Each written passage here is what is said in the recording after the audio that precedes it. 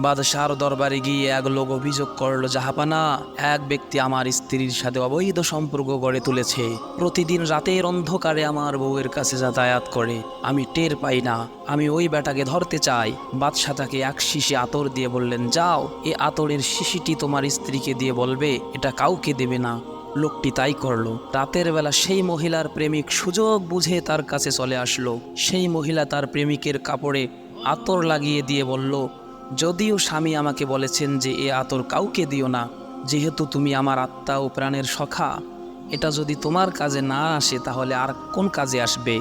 এভাবে রাত কেটে গেল। পরদিন সকালবেলা বাদশাহ রাজ্যের সমস্ত লোকদের ডাক দিলেন আর প্রহরীদের বললেন, সকলের শরীরের ঘ্রাণ নাও, যার শরীর থেকে সেই আতরের ঘ্রাণ আসবে সেই হলো আসল লম্পট। এভাবেই রাজা সেই আসল লম্পটকে ধরে ফেললেন। সুতরাং প্রজ্ঞা ও কৌশলের কাছে সবাই হেরে যায়।